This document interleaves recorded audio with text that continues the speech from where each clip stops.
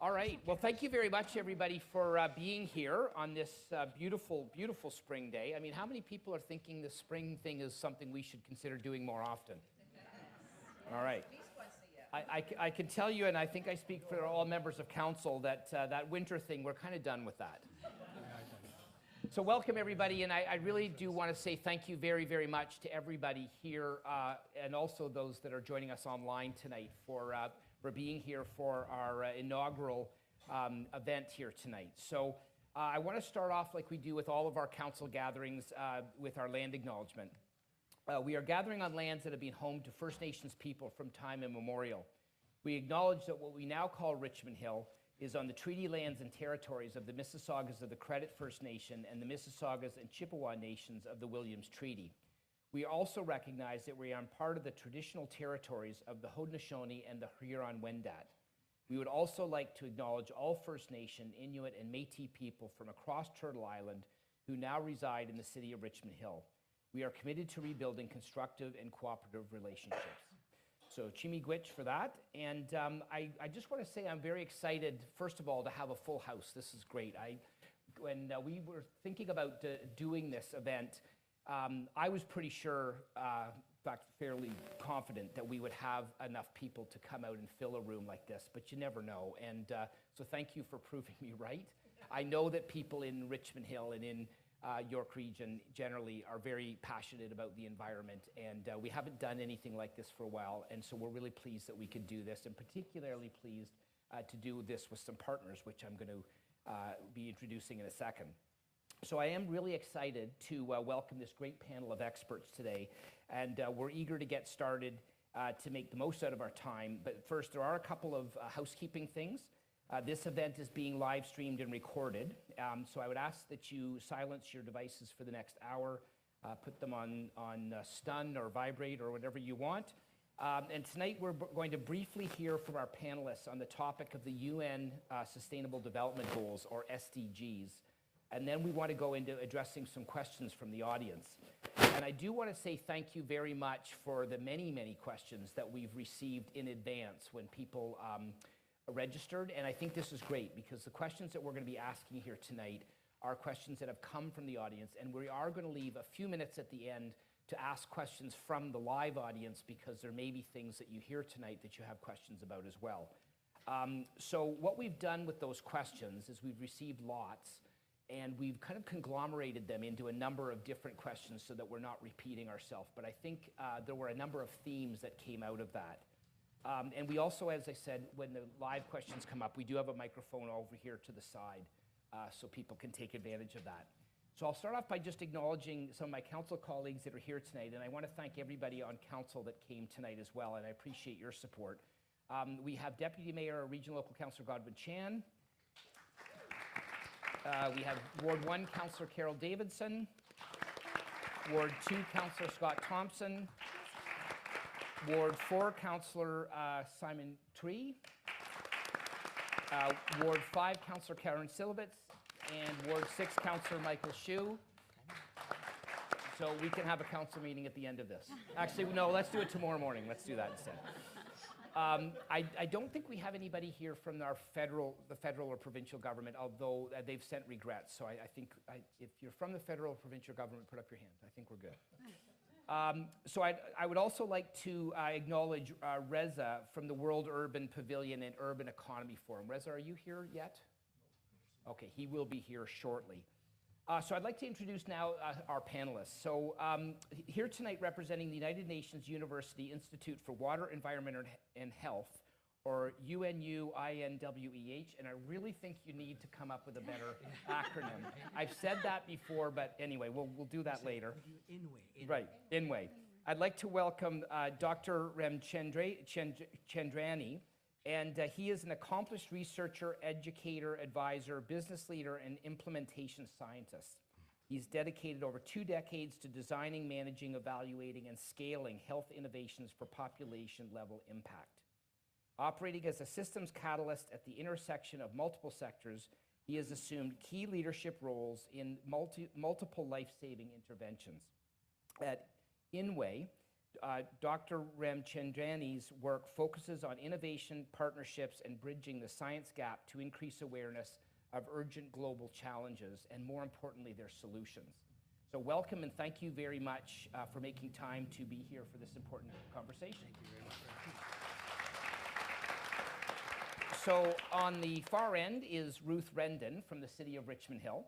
And as the manager of sustainability in the policy planning division, Ruth oversees portfolios ranging from the Greening the Hill environment strategy, our resilient Richmond Hill climate change initiatives, the urban forest management plan and natural environment studies, the sustainability metrics program, and environmental education and engagement. And I just will say, and don't tell anybody else I said this, but when it comes to policy documents, those are among my favorites.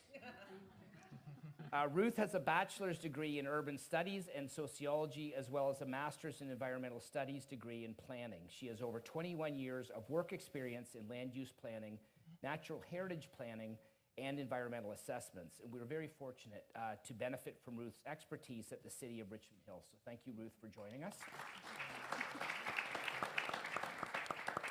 And delegating for the LEAF, or LEAF organization, Local Enhancement and Appreciation of Forests, it's my pleasure to introduce Brian Millward. Brian holds a master's degree of Environment and Life Sciences from Trent University. He's worked with LEAF over the past 6 years with the community programs team, delivering engaging environmental programs across the GTA. Brian is passionate about connecting people with nature and is committed to making the LEAF community an inviting space for everyone. As the community program manager, Brian is responsible for overseeing all aspects of LEAF's public community programs. And thank you, Brian, for all you do in Richmond Hill. And frankly, I see LEAF a lot in Richmond Hill, so I really do appreciate the strength of our partnership. So thank you very much, Brian. So 2024 was an important year for the City of Richmond Hill. Not only were we selected as the new Canadian host for the United Nations University, and we're very, very proud of that. They're just upstairs in our building. But it was also an honor to have Richmond Hill recognized as Canada's first front-runner city on the Sustainable Development Goals by the Urban Economy Forum. So this recognizes the city in its strong alignment with programs and objectives that are fostering sustainable urban development, and I'm very proud of that. Oh, actually, Joe, I didn't see you there. Regional Local Councillor DePaulo is in the audience as well. Thank you. This distinction highlights Richmond Hill's leadership in innovation, sustainability, and economic growth, positioning the city as a model at local, national, and international levels. I'd like to maintain that the true challenge requires the involvement of all levels of society, and that's why I'm really pleased to see so many of you here tonight. And the adoption of sustainable development will be realized through organizations like the United Nations University and the World Urban Pavilion and the Urban Economy Forum, and as the level of the local level is engaged with the engagement of municipalities and grassroots organizations. So with that being said, I think we need to get started here. We are here to consider what the United Nations Sustainability Development Goals mean to Richmond Hill residents. So I'd ask Dr. Rohit to start us off with a high-level introduction. Over to you. Thank you very much, Mayor West. And good evening, everyone. It's a pleasure to be here today. Let me start by just extending thank you to our host, not only for this evening's event, but the host of our organization, the United Nations Institute for Water, Environment, and Health. To the colleagues on the stage, Ruth and Brian, and of course, everyone here in the audience tonight. So big thanks to the City of Richmond Hill. Today I have the pleasure of introducing a global framework that touches all of our lives. The United Nations Sustainable Development Goals, or the SDGs. Adopted in 2015 through perhaps one of the most extensive global consultation processes in UN history, these 17 goals were born from a global conversation.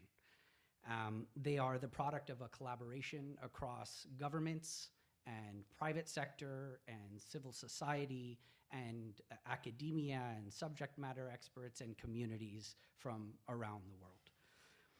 The SDGs are designed to tackle some of the grandest challenges facing humanity today, ranging from poverty and inequality to climate change and environmental degradation to our health and well-being.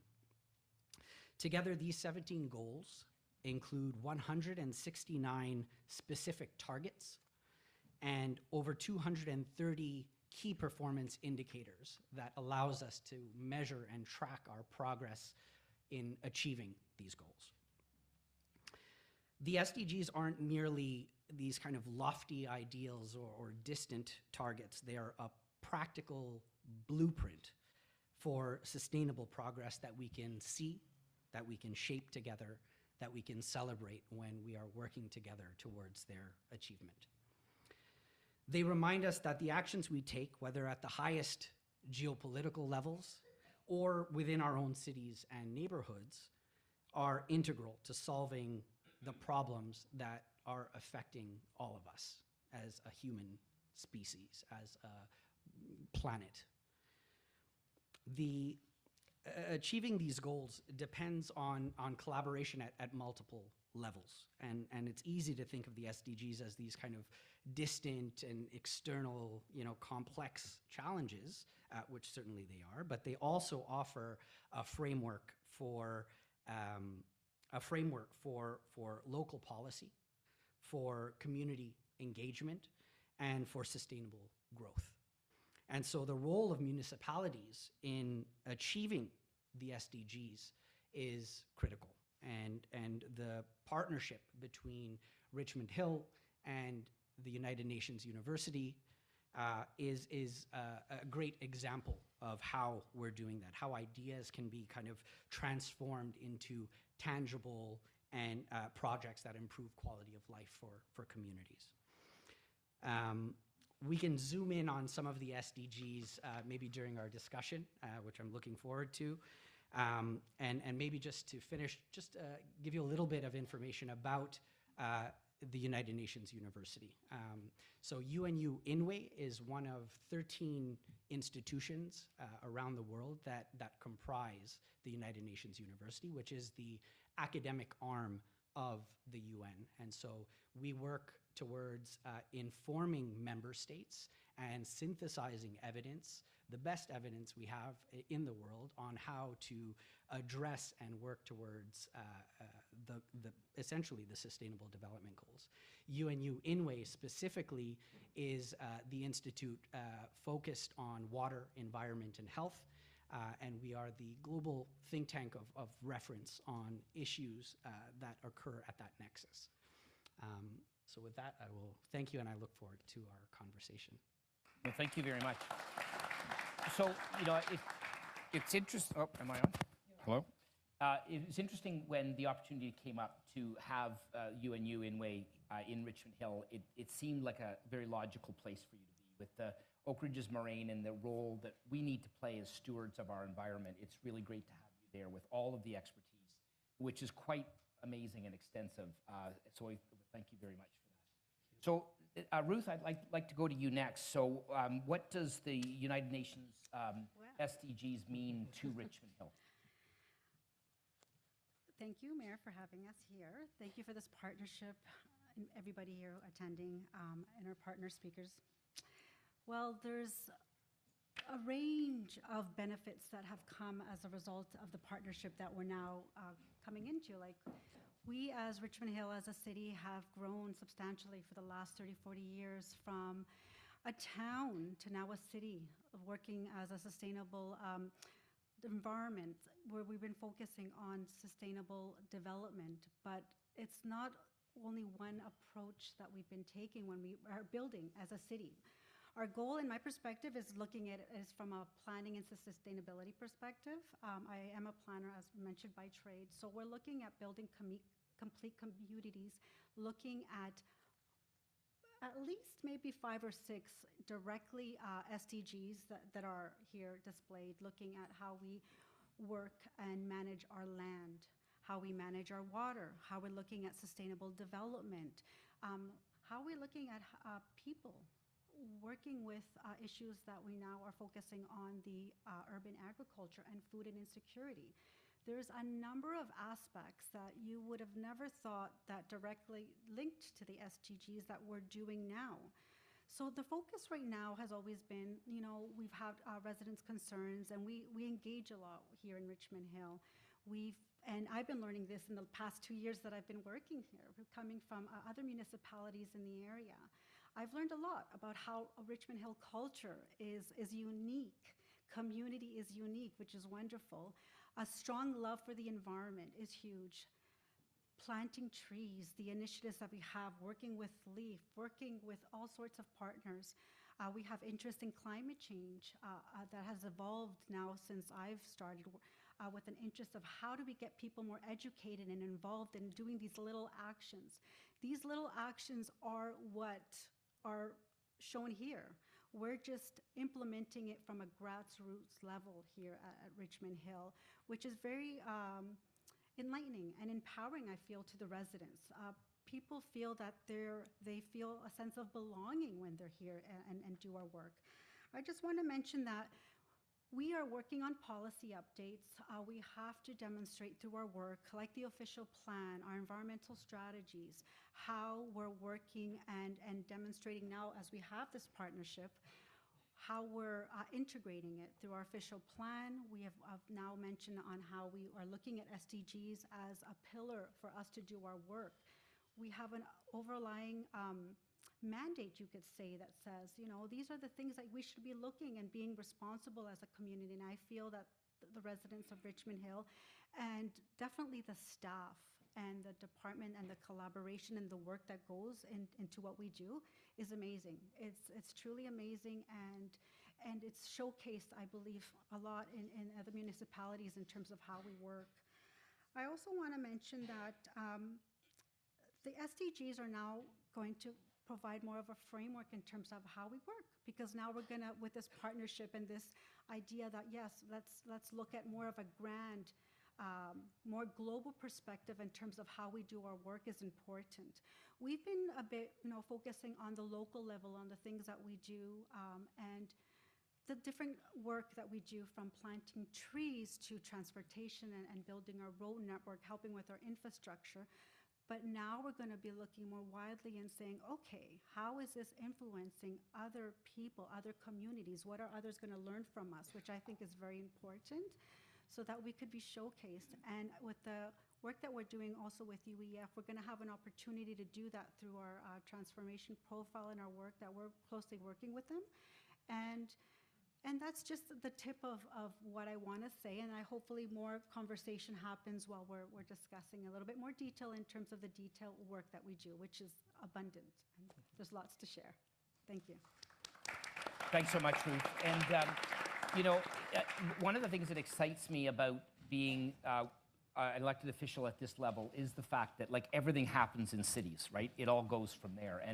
And I did have the opportunity to go to the United Nations in October and speak to one of their forums. And I came home feeling very inspired. But one of the things that I said during that talk, which I realized when I was there, was that so many difficult decisions are going to have to be made in cities and towns and provinces and countries across the world in order to get where we need to go with environmental sustainability. But it all starts right here in cities. And I think before we need to bring the citizenry along for the ride. And I said one of the things that's really important is having citizens lobbying elected officials at all levels to make sure that we are building sustainability into all we do. So that's part of the inspiration for tonight. And Ruth, I know you're on the front line of implementing that work. So Brian, over to you. What does the sustainability development goals mean to the work that you do in LEAF? Well, first off, thank you again, Mayor West, for having all of us. Thank you for having us here. Thank you, Kate, for all the incredible work putting this together. Like Mayor West mentioned, my name is Brian. I'm the Community Programs Manager at LEAF. LEAF stands for Local Enhancement and Appreciation of Forests. For those of you who aren't familiar with our organization, we are a nonprofit that works throughout the GTA, and our mission is to grow and sustain the urban forest. And we do that through a number of quality programs and services that are focused on land stewardship, tree stewardship, community engagement, and education. And the reason we are so passionate about this work is because we recognize all the different ways the urban forest benefits our lives and our communities. We are all nature lovers here, I'm assuming. And so I don't need to necessarily rattle off all of those benefits, but we can, see some of them listed here. Improved air quality, providing us oxygen, taking in carbon dioxide, helping us mitigate the impacts of climate change, providing necessary habitat and food sources for local biodiversity and wildlife, for pollinator populations. And above all else, trees just make us feel good. Whether it's, improving our physical health, encouraging us to get outside and explore the natural world, or also our mental health. They calm us down. They force us to slow down, right?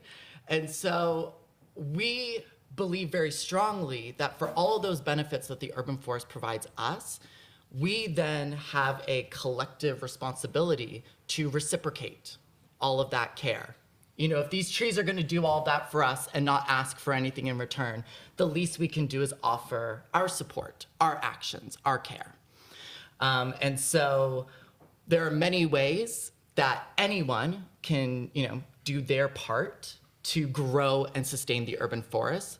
You can get involved with an organization like LEAF, and like I mentioned, we do have many programs that support that work. If you do have some space in your backyard, you'd be more than welcome to participate in our backyard tree planting program.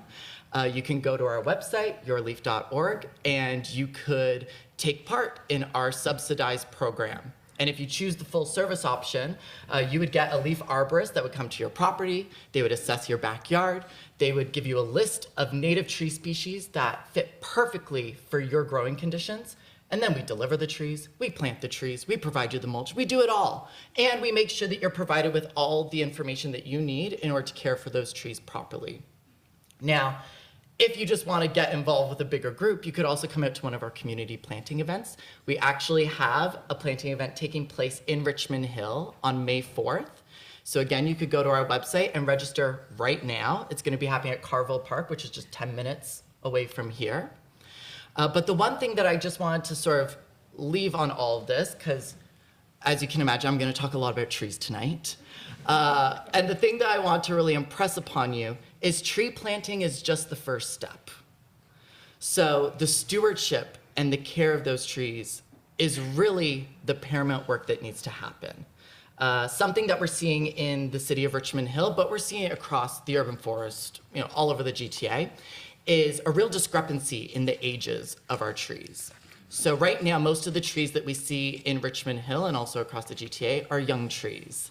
They're baby trees. They're just getting started, which is wonderful because it means that we're doing a lot of planting, which is what we should be doing. And we want to encourage people to continue planting new trees. But we need to make sure that those trees grow to full maturity, because one of the most beautiful things about trees is all of those benefits that I mentioned earlier, they grow exponentially as a tree matures and grows to, a ripe old age. And so providing, that watering, providing that care goes so much further in actually enhancing and enriching our communities and also our lives. So I'll leave it there, but I'm sure we've got plenty more to discuss. Thank you very much, Brian. I've been on council now for long enough that the trees that we were planting 10 years ago are actually now bigger than I am. So it is refreshing to see that. And as the proverb goes, the best time to plant a tree was 50 years ago, but the second best time is, May 4th. Mm-hmm. That's slightly different than the proverb, but anyway. Okay, let's get into questions here. So we had a number of questions like this that we've kind of condensed, and particularly I'd like to shout out to Daria and Sarah who submitted this. This question has an angle to it. The question is, how can the United Nations Sustainable Development Goals be applied to daily life in Richmond Hill, and how can citizens promote them? But the angle is that we had at least a couple of students ask this question, and they specifically asked about what young people can do. So if we can kind of answer that in two ways, what can we generally do, but what specifically can younger people do? So why don't we open it up? Rohit, do you want to get us started? Sure.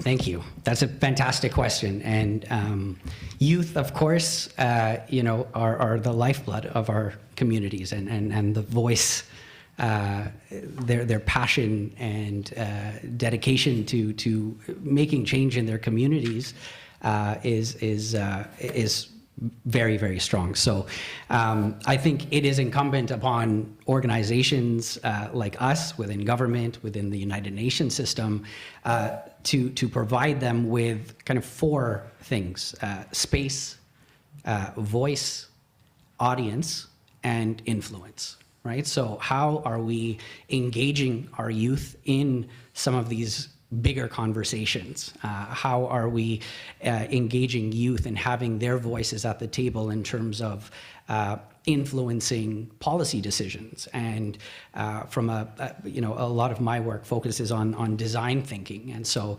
when we talk about stakeholders, the voice of youth is critical. It's a critical voice to have at the table. And so that is what we need to do. Now, in terms of what youth need to do, they need to demand those things. They need to make sure that they have that voice at the table, and that organizations like the city and the UN are creating opportunities and facilitating, that voice at the table. So, Well, thank you very much. You guys, either of you want to take a shot at that? Yes, I could continue. There's a lot of opportunity here at the City of Richmond Hill that ranges from participating in our Healthy Yards program, participating in tree plantings with LEAF in our community events, Healthy Yards, from actually simply going to our website.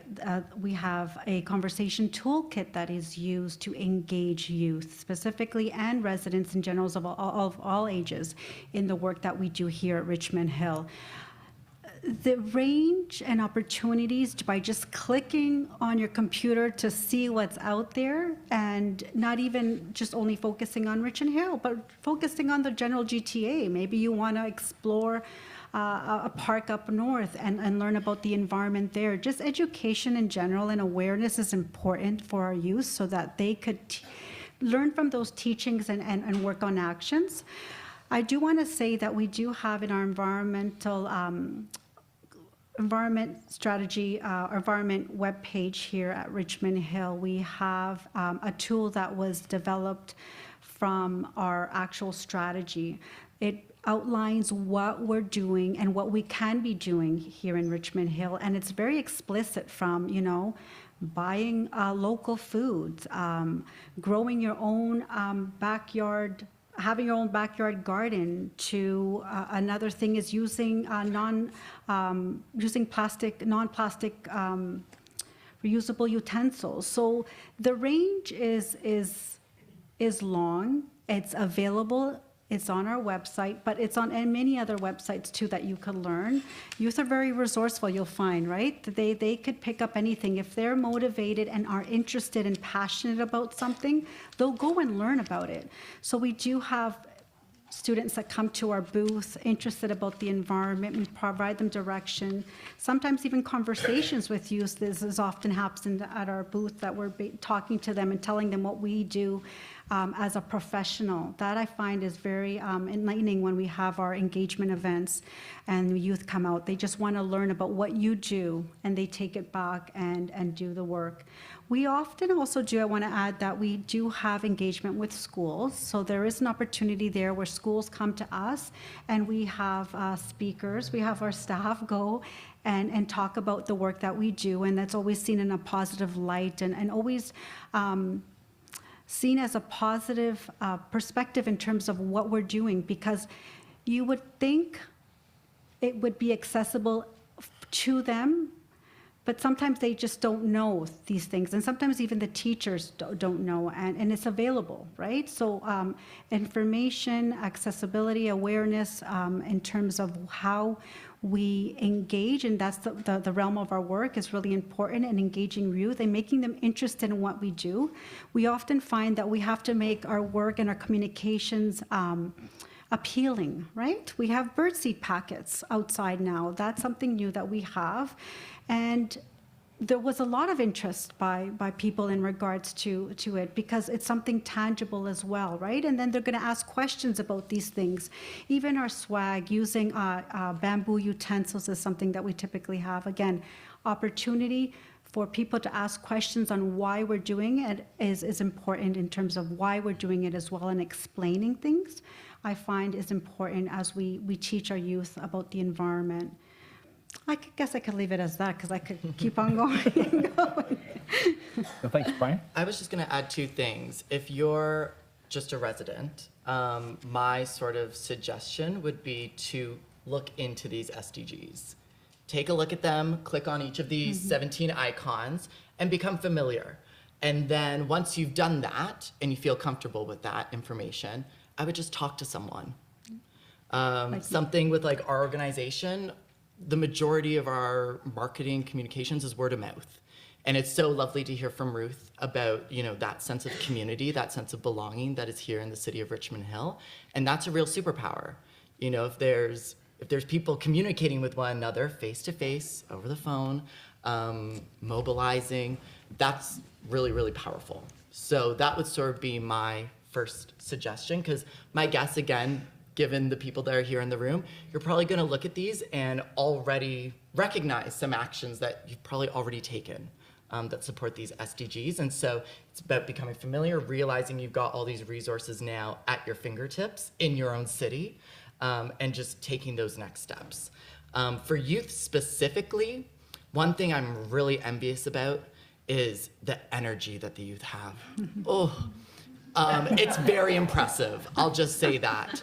And so when I hear you, Rohit, mention, giving youth the opportunity, the space, the voice, my sort of thought to that is, yes, wonderful, but also you've got some energy. Yeah.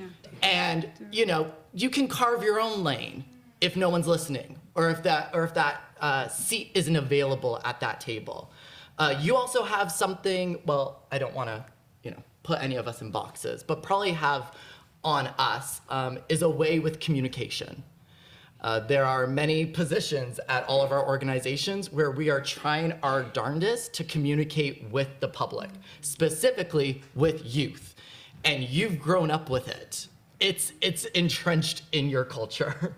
So utilize those tools. Like you just mentioned, making the actions, making the activities seem cooler. Yeah, that's because we're not on those platforms. And if we were, we would not be cool. And so Hey, So that's what I would sort of, empower youth to do, is take that energy, harness it, and utilize the tools that make your generation unique. Because you'll have a huge impact. No, thanks, Brian.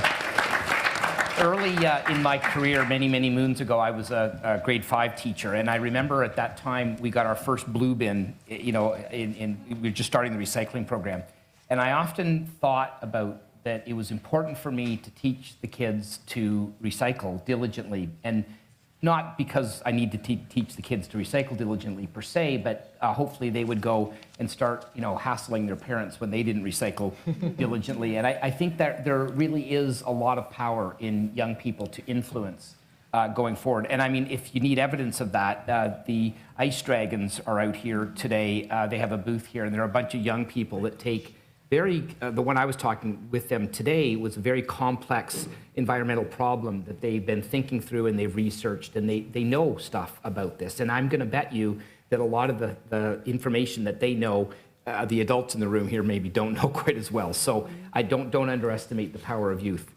Okay, the next question, and this is from Andre. The UN Sustainable Development Goals, for them to be impactful, it's critical that they are integrated into policies that embrace the triple bottom line. To what extent are these goals mapped into City of Richmond Hill policies?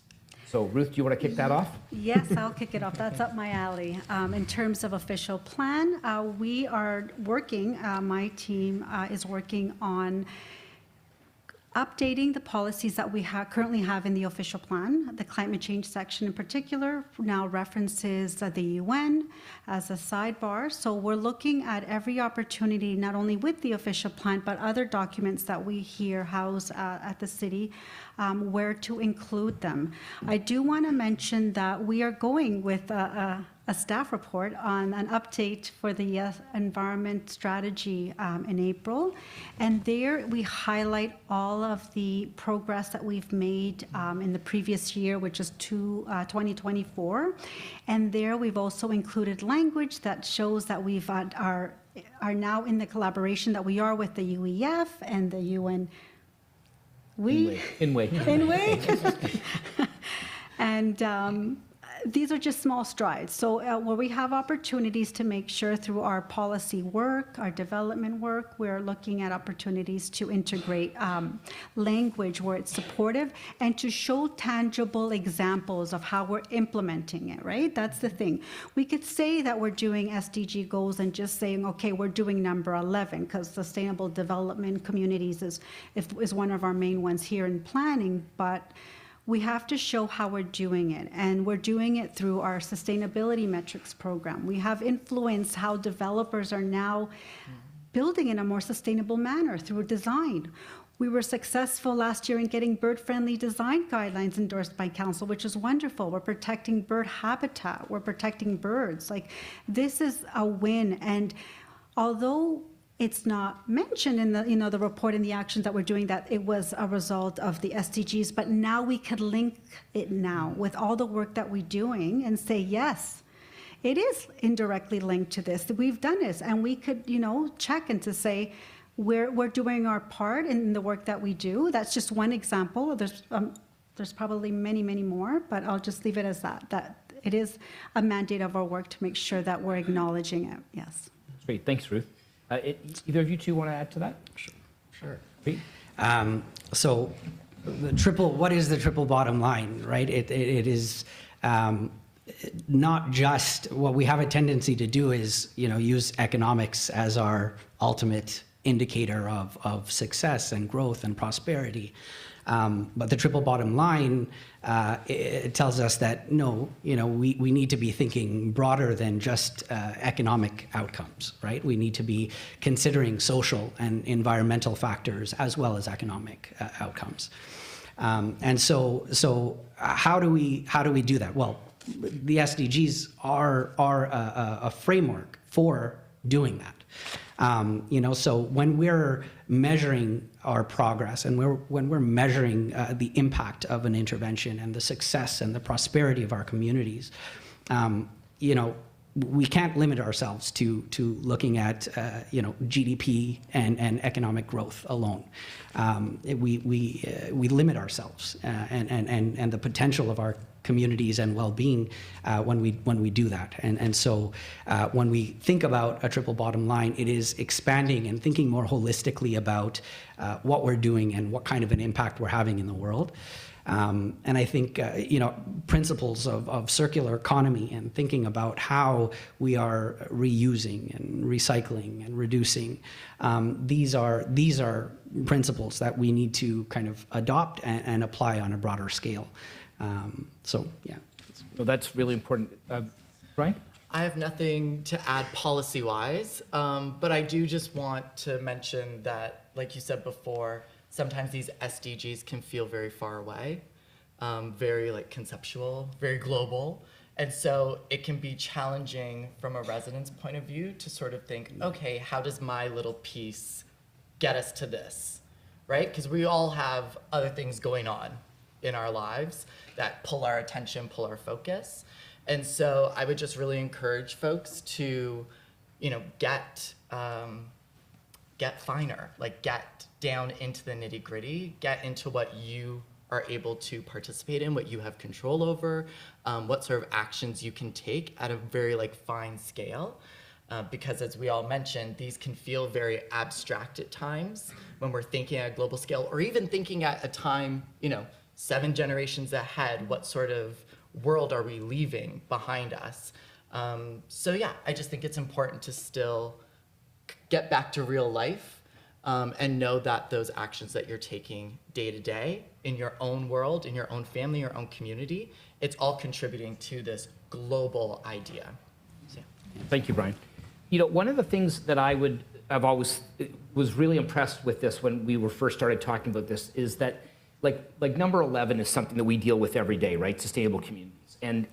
But the definition of sustainable community isn't just about, and I'm not saying it's not about the environment, because it is about the environment, the physical environment, but it's also about the human environment. It's very much connected. And I think over the years, we started to realize that those connections are really important. I mean, number 11 also deals with number 1, number 2, and number 3, and number 4, right? I mean, when you're building strong and sustainable communities, you're also talking about reducing the costs that are into for the individuals who are living in the community, the governments for administering that community, but that deals with poverty, that deals with hunger, and that deals with well-being. So a lot of these things are connected together, and I think, Ruth, you said it better than I'll ever be able to say it, but I think that that's what we're trying to do in a sustainable community, is to save as many trees as we can, plant trees where we can't save them, in another place, but also within the envelope that we have to develop, we need homes for people, and we need to make them in a sustainable way and in a sustainable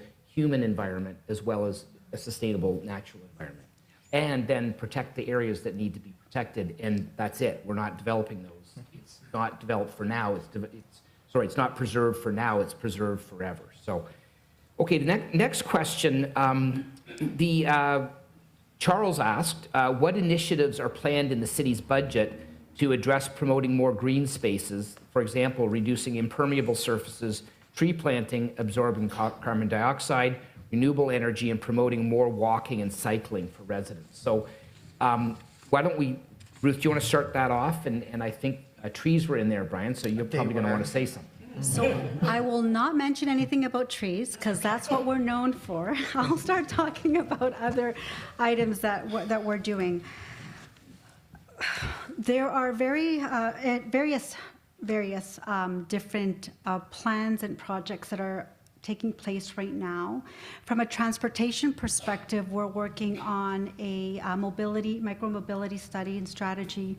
We're working on an electric vehicle strategy from a transportation. We're involved in there, providing our perspective in terms of what we see could benefit not only, again, the natural environment, but the built environment and the users. So there's always that social perspective that we're looking at when we're commenting and we're subject matter experts on projects. Other projects that we're collaborating are sorry, I just have over here. We are working on renewable energy and energy review right now. Last year, we had a win with one of our projects with our energy and waste group, where we are now looking at working beyond the building code for buildings. We are striving to meet our goals for net zero, right? So how do we do them? The two major threats, you could say, the users of GHG is transportation and buildings. So we're looking at how to make buildings more energy efficient, right? As I mentioned, we're also doing that from the private development side as well. There's tons of numerous projects, walking and cycling, looking at how we're gonna create more trails, so we could get people connected to different features from a house to a natural heritage feature of a woodlot and back to a park to natural spaces. Getting people back and forth, mobility is something that we're looking at as well. We have projects where we're looking at introducing low-impact developments that we're looking at infiltration in terms of making sure the water that is stays in the same place in terms of when we develop for urban development, looking at source water and how it impacts our wells, making sure it's not contaminated. There are a number of projects that we have. The latest one of most interest also is that we have the David Barrow Civic Square Park that's going on, that redevelopment right now.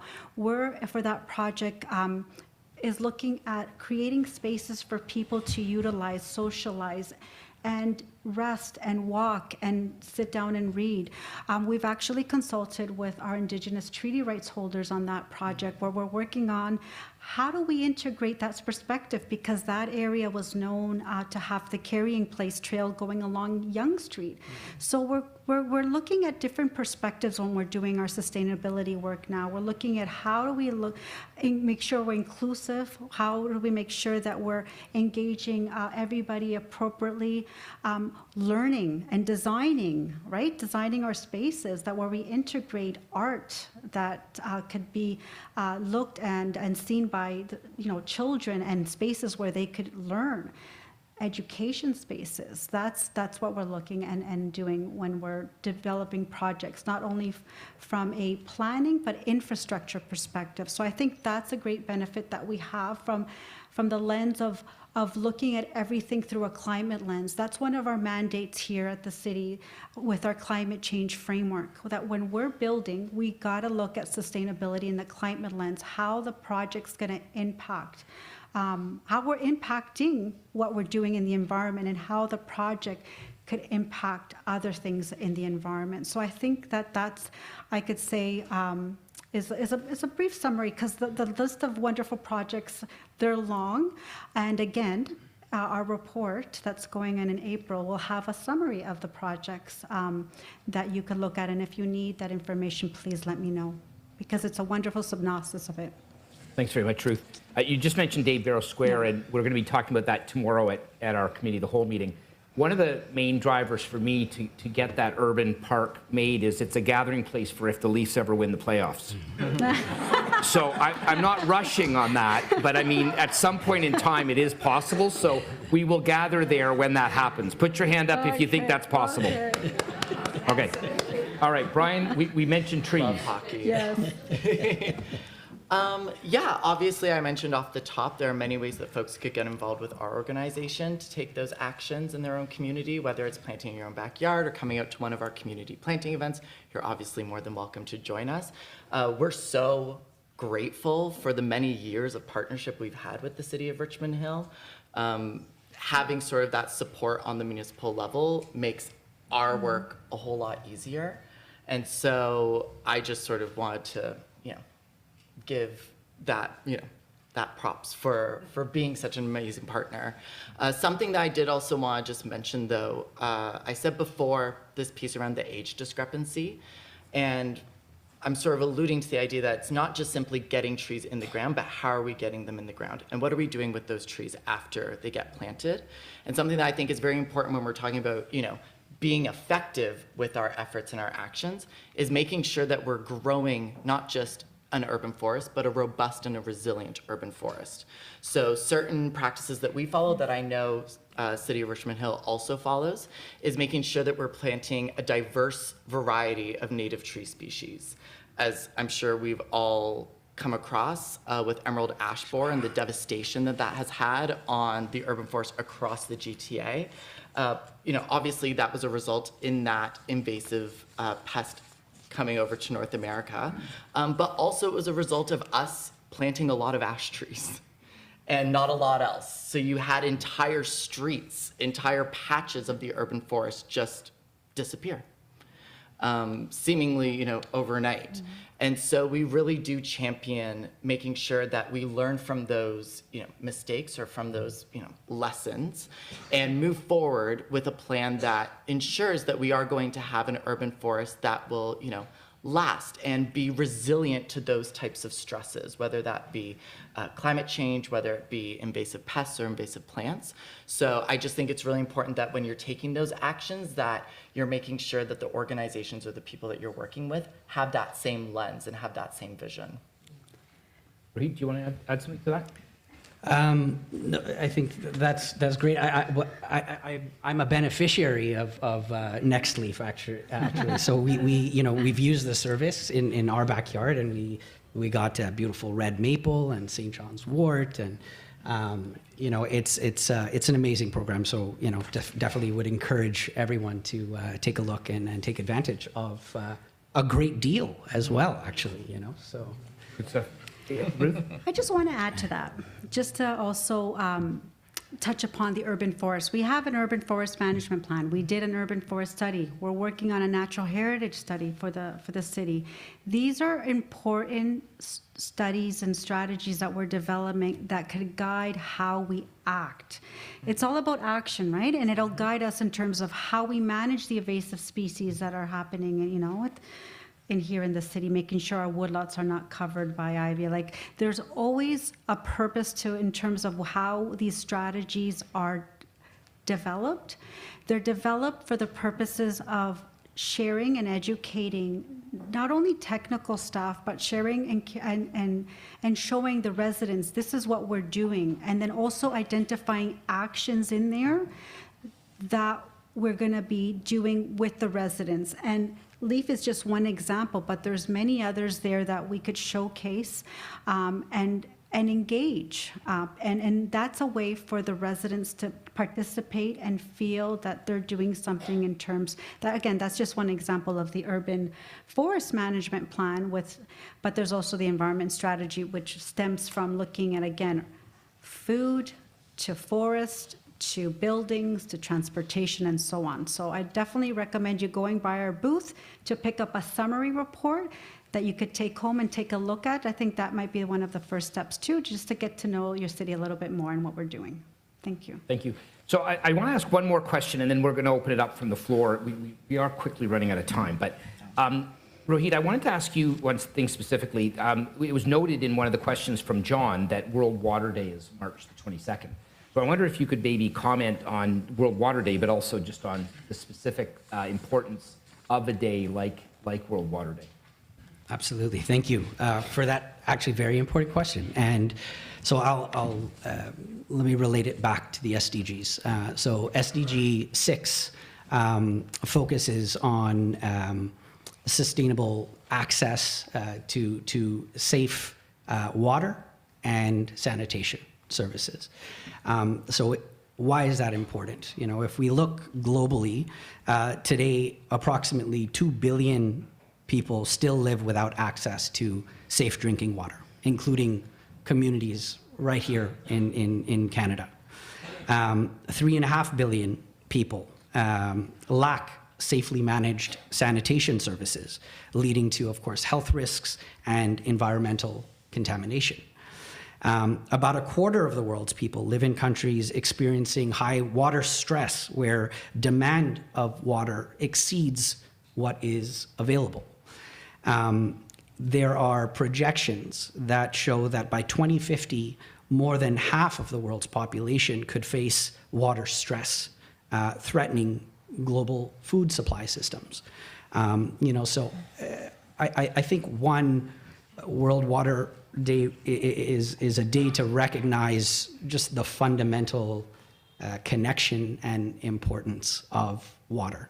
I know that there have been statements by previous World Bank presidents that have talked about, that the next wars of the 21st century will be fought over water and not oil. Canada, we have the second highest amount of fresh water in the world. And so, our leadership in this space is also critical, as responsible stewards of that water. This year, the UN is also celebrating the International Year of the Glacier. So how much of our water is fresh water that we can actually access and drink? That is a very important distinction to understand, So I think understanding these interconnections, food security, we talk about food security, 70% of fresh water use it happens in the agricultural sector. So, when we're talking about, these kind of siloed approaches to addressing problems, what Mayor West was saying earlier, just understanding that the interconnections here are critical, right? And that it's not just about addressing one specific goal. These are all inextricably linked. And so you can't have economic advancement and address poverty, there's actually a beautiful image of the Sustainable Development Goals that was put forward by, I think, the Stockholm Center. It's like a wedding cake kind of image of the Sustainable Development Goals, and it shows, the biosphere at the base of that cake. So water and life under oceans and biodiversity as the foundation for all of the other things, because you can't have any of the other goals if you don't address that foundational layer. So that's why I'll be celebrating, World Water Day. Yeah. That's great. Thank you so much. Okay, we're going to open this up to questions from the audience. Is there any questions? If there are, come on over to the microphone. If there aren't questions, I have others, but I suspect there might be. So, Mark, thank you for kicking us off. You get an extra cookie on the way out. So go ahead. Go ahead. You can have a cookie later. Thank you very much. In preparation for this meeting today, I reviewed on the internet the review from the UN of the progress of the Sustainable Development Goals 2024. It was very depressing. There's one statement in there, which I can find here, about the massive failures in our global financial and economic systems. And it was really quite a depressing report overall. My question is, at a local level, what are you or we doing to ensure we have sustainable financial systems as opposed to profit grabbing and other horrible things that are going on in this sector? Sustainable economic and financial systems at the local level. Who wants to start that off? Maybe I can start. I can start that one. So, yes, this the progress against the SDGs is a huge challenge and something that I think the world really needs to look at right now. The latest progress report on the SDGs showed that only 17% of SDG targets are on track, with nearly half half of them are only showing minimal or moderate progress, and a third are either stalled or regressing. So that should really kind of pull us together towards action. Thank you for that question. And I think that the action part of that is what's critical, right? This is a first step, right? We can't make progress if we don't have a shared vision of what we're all working towards. And that's really what the SDGs were meant to do. So here's something that the whole world agrees on. Here are the things that we all agree on. Forget religion, forget nationalism, forget all of that stuff. It is these things that multiple countries and governments and societies and cultures have come together to say that these are fundamental for our prosperity and peace and existence on this planet.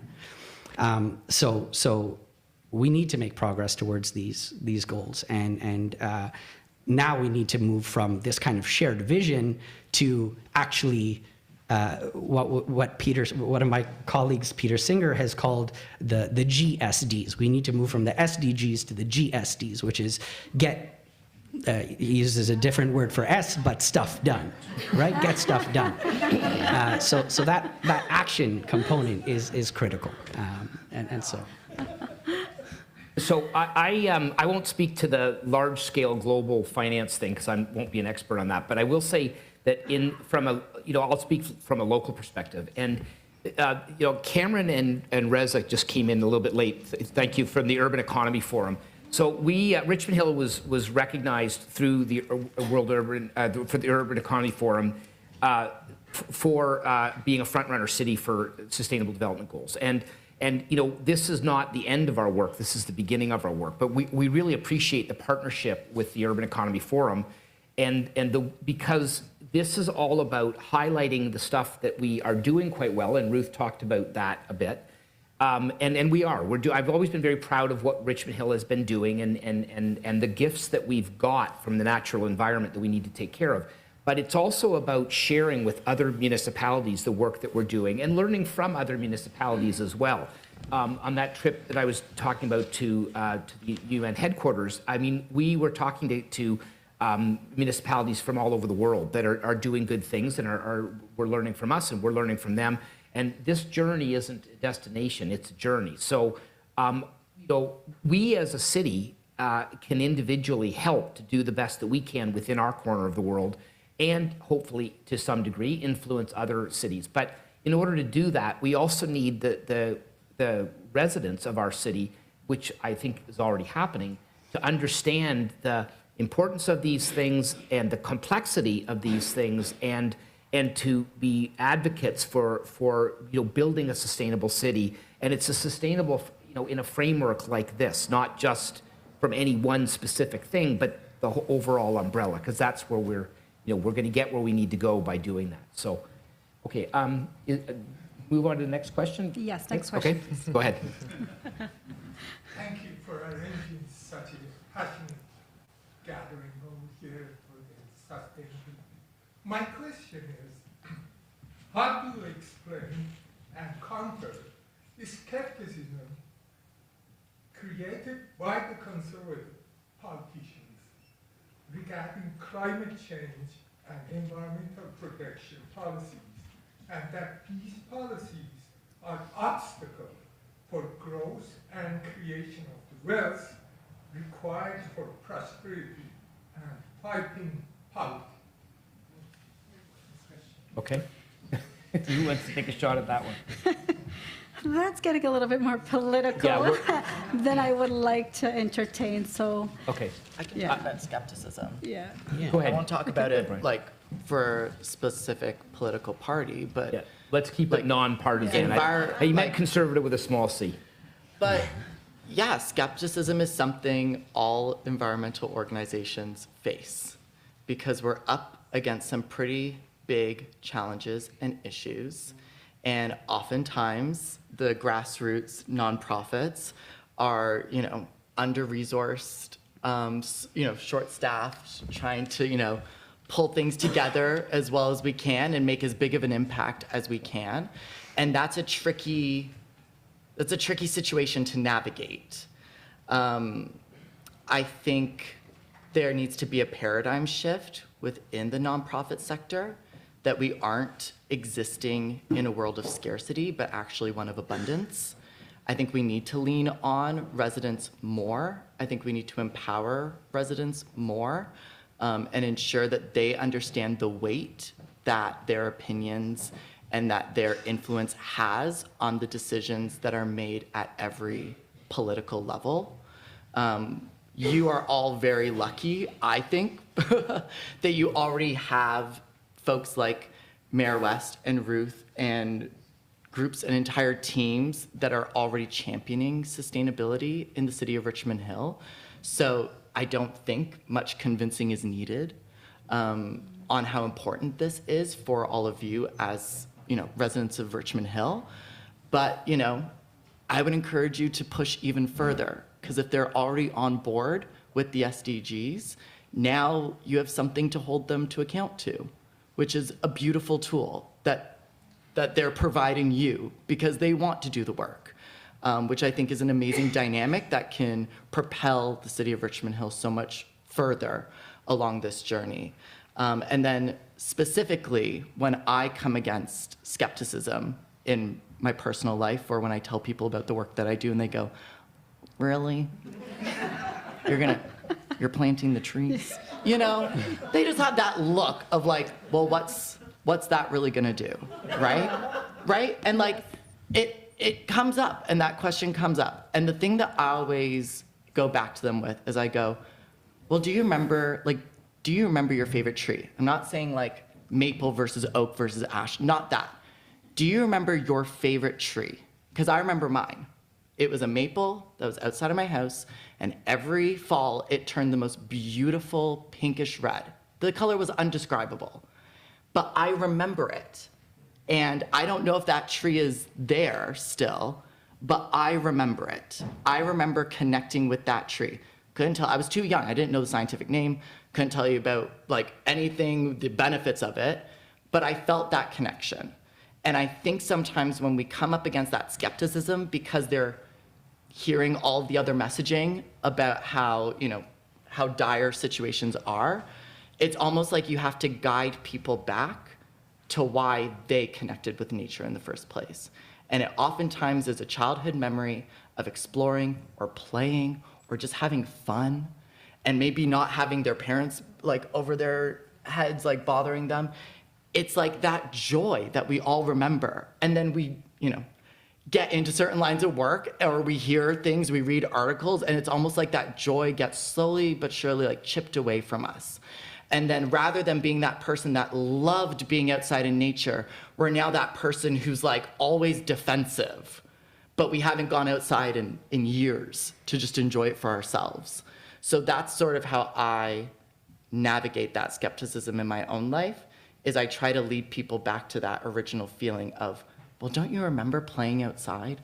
Don't you have a favorite tree? And then all of a sudden, if you're building, like if you're reestablishing those connections of care to nature, these sorts of goals that maybe seem lofty, all of a sudden seem more tangible because it matters again to that person. You can focus on the goals and deal with the challenges. There's always gonna be barriers. You can deal with them. We can deal with them collectively. That's the whole point of us doing this, is to show that we are a collective front trying to tackle this. And if someone wants to splinter us apart, and keep us in our own little worlds of that skepticism, cool, they can do that. But we can show them a different path, one of joy and collectiveness. Oh, Thanks, Brian. Okay, go ahead, Rudy.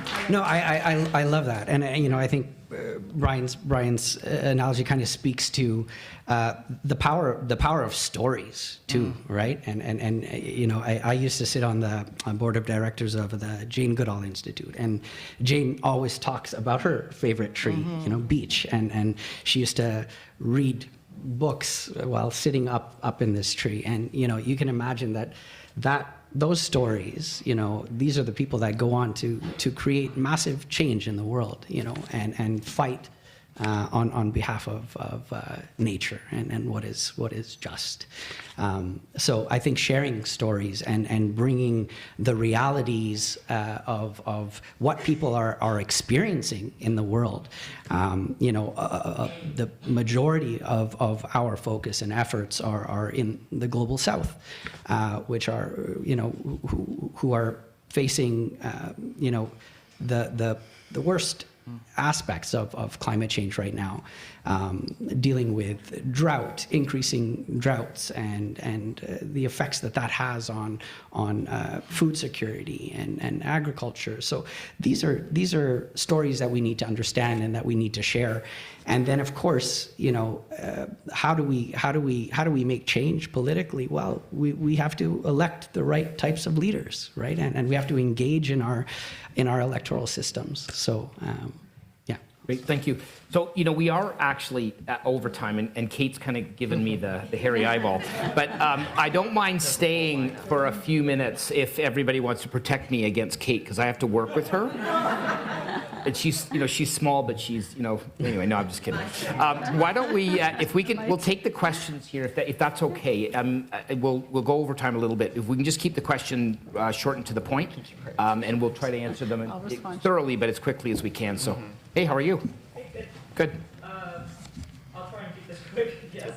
I try to see a lot of the SDGs as interconnected, especially in the realm of city planning, thinking about things like clean water and sanitation, affordable clean energy, industry innovation and infrastructure, sustainable cities and communities.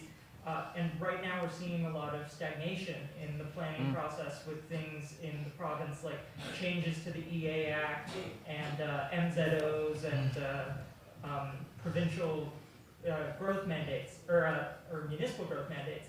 I'm just curious about how the city is adapting its strategy for infrastructure implementation with those changes to ensure that growth in the city is both timely while still being as sustainable as possible. Do you want to answer that? Do you want me Yes, to?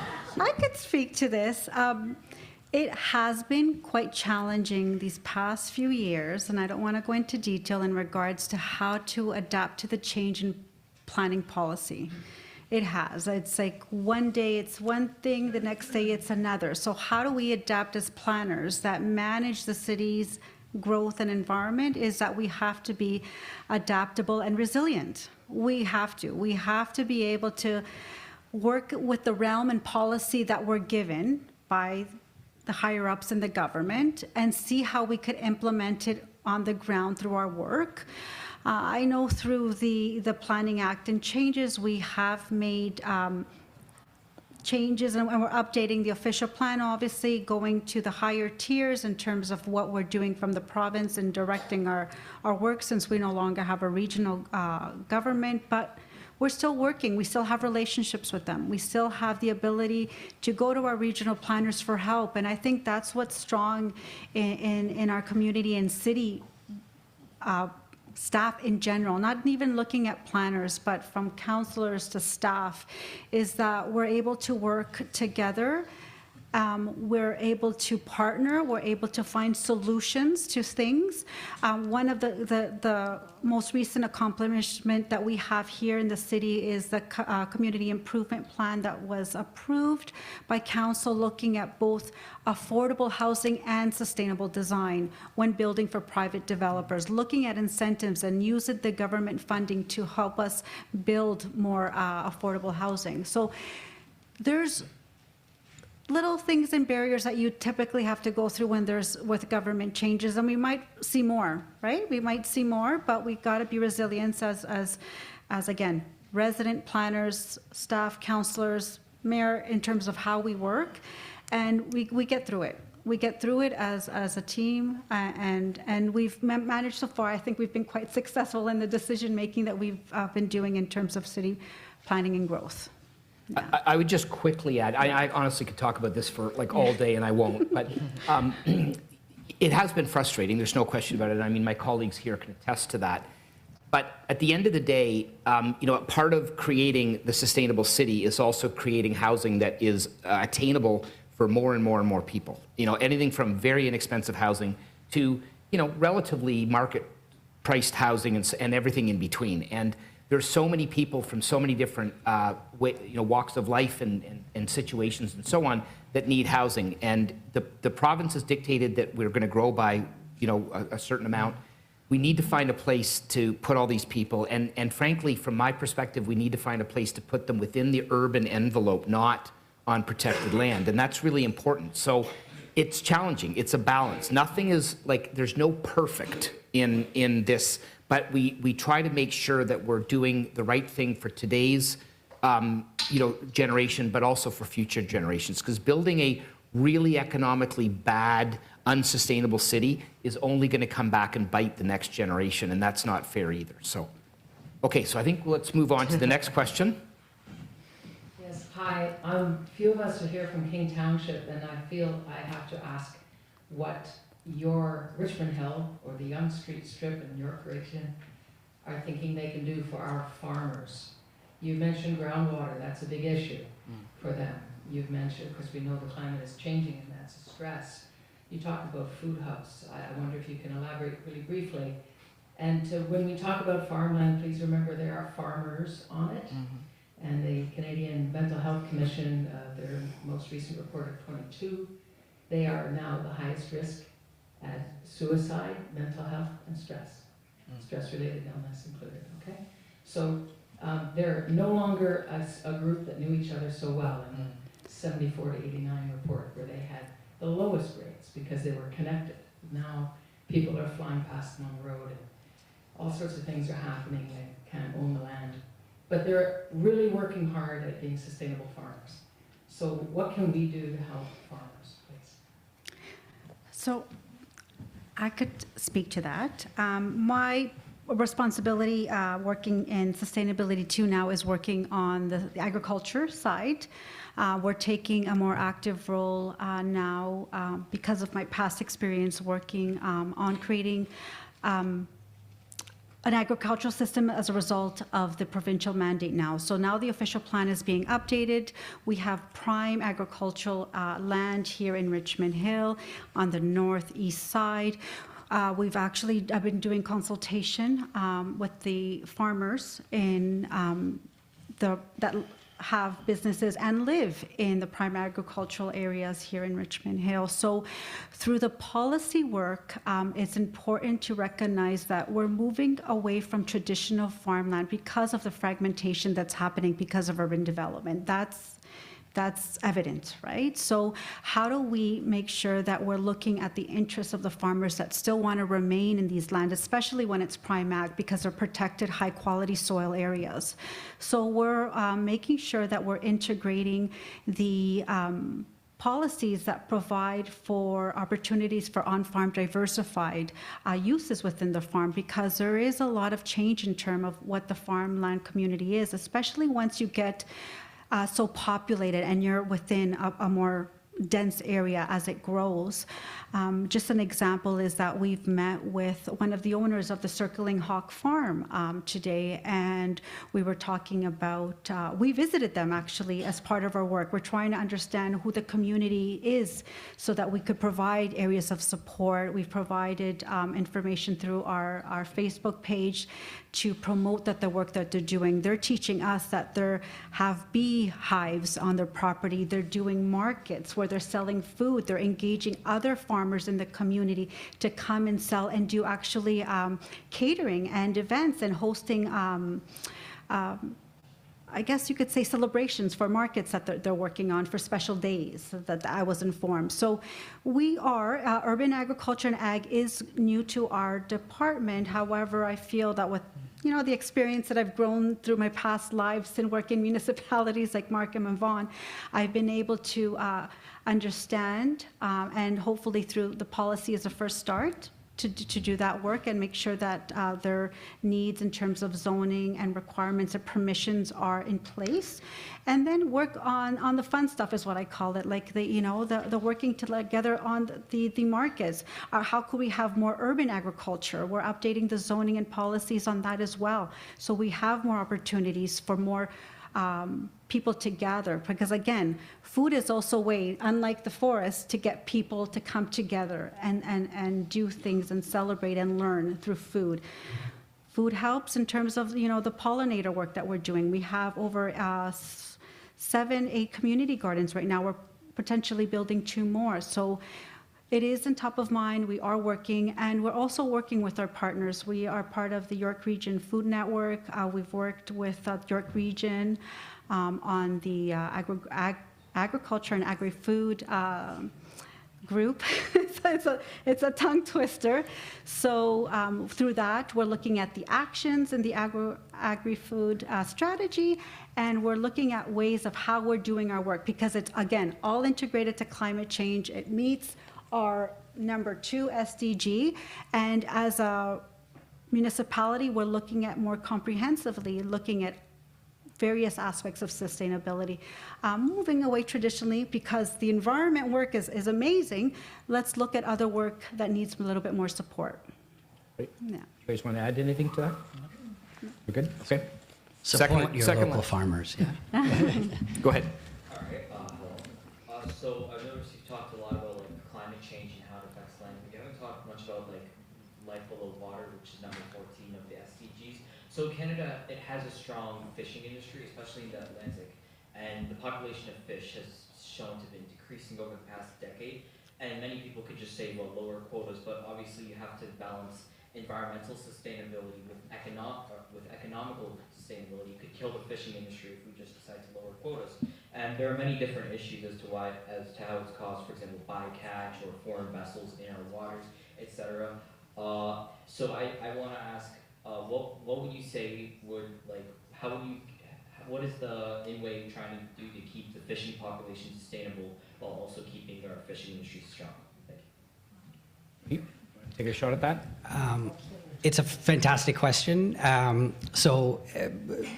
INWEH specifically, so it's how the SDGs are divided and how the kind of areas of focus are divided is interesting. So UNU-INWEH specifically focuses on fresh water. And so this is typically kind of ground and surface water.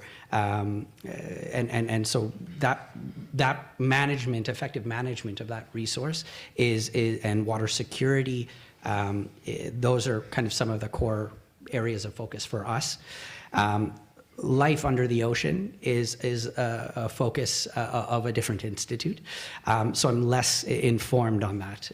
That said, I know that the effects of climate change globally are certainly being felt by coastal communities, coastal and island communities.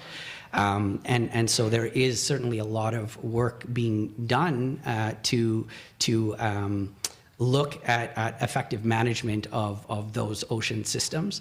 But the details of that, I will get those to you. We can chat afterwards. Yeah? Thank you. So you're the last question, so you get actually an extra cookie too. So go ahead. Thank you, Mayor, for putting this together. And thanks, everyone, for the tremendous work done so far for the sustainability. I'm Shan, co-founder of Extreme AI Canada. We provide an AI co-pilot for AA's water treatment plants to unlock new frontiers in cost cutting and then in the carbon footprint reduction. And then so we've been working on this for 5 years, and then we validated our technologies that it can reduce costs by 15 to 30%. My question is, Mayor and everyone, how do you look at the deployment of AI in the future and the wastewater treatment plants and more, and locally? Thank you. I'm out of the loop on AI. Yeah. I don't even need. Go ahead. I mean, I can give you a quick answer. And actually, this is something I didn't address earlier. So, UNU-INWEH, we have kind of 3 core pillars of action: research and development and innovation, capacity building, education and training, and then the third pillar, and probably what differentiates us from more traditional universities, is a focus on kind of impact in the policy arena. So our access to the UN member states, 193 different countries, it creates this kind of scaling pathway for policy and innovation, right? In terms of our strategic plan between 2025 and 2029, we have 5 areas that we're focusing on. So one is governance, security, and justice. One is water, energy, and critical minerals. One is food, land, and biodiversity. The 4th is water, sanitation, and hygiene, and gender. And then the 5th is geospatial, climate, and infrastructure analytics. So how the role of technology, of course, when we look at post-SDG era, that's going to be fundamental to strategic directions and things. And so how we bring in the effects of, or the potential of AI and data for monitoring and impact and evaluation is a big focus for us. So. Okay, thank you so much. So is there one more question? Okay, Okay, you can have half a cookie then. Okay, come on in. Thank you very much. Just one quick comment, and this is really just directed towards my own city, the city of Richmond Hill. And I would just suggest that we take number 11 out, because 11 won't happen unless the other 16 have. So I think we need to make huge progress on the other 16 and make them resilient. And then we might be able to say that we have a sustainable city. Yeah, it's actually a good point. The only thing I would say to that is that from a city planning point of view, the physical structure of the city does have an impact on the sustainability. And I agree with you, but I think that the things that we're building and the things that we're approving and the infrastructure we're putting in the ground and where we're putting it in the ground and the areas that we're protecting and the parkland that we're creating and the recreation centers that we're making and all that other stuff, that's in my mind, as an elected official, that's what sustainable communities looks like. It's making cities that you can walk to get your groceries. I mean, you could take the car if you want, but you don't have to. There's places for you to recreate within a short distance, that you can take transit to the things you need to do, and hopefully even take transit to work. And it's those types of building that I think that the sustainable, that number 11 means, is building sustainable communities. But I agree with you that, like, we need to be able to walk and chew gum at the same time, right? Everything, I can't believe this, and it still surprises me each and every day, that everything that happens in cities like Richmond Hill, right? So none of these things, we're not insulated from any of this stuff. And so we do have to take a look at all of them, plus a bunch of other things too. But we also have to, one of our primary responsibilities is building an environment that can actually be sustainable. So thank you very much. So listen, we've got overtime, and I thank you very much for staying. I do want to just say thank you very, very much to our panel. You guys are awesome, and we could have done this for a lot longer, but thank you. And I would also very much like to thank the people who exhibited today. There's some really outstanding groups that took the time to be here today and helped to really enrich this event. So thank you very much to them as well.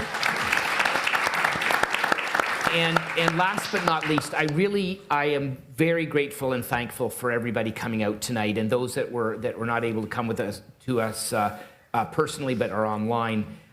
This really makes me very, very proud as mayor to know that we had such great response from this event right off the top. I knew that would happen, but I always hold my breath, when we have an event like this, because you just never know. But I know that Richmond Hill is passionate about our community. We're passionate about our environment, and we hear this. Like when Ruth and her group do a survey, environment is always one of the top things for people in Richmond Hill. So thank you very much. But again, thank you to our panel. The expertise is amazing. We do have another one of these. This is our inaugural event, but we do have another event coming up on June the 19th. So if you're interested, we're pulling together the details for that. And just one last thing before I go. It's a shameless plug, but I'm going to do it. Brian, you were saying that your favorite tree is a maple. Like, of course your favorite tree is a maple at this time of year, because that's where maple syrup comes from. So what else are you going to say? I mean, really. So if, on the subject of maple syrup, if people are interested, April the 12th at the Richmond Green, we'll be hosting the Mayor's Maple Syrup Festival. So I hope you'll all come out to that. Maple syrup pancakes, the result of maple trees, yes. Brian. So hopefully we'll see you there. But thank you very much, everybody. Have a great rest of the evening. You survived.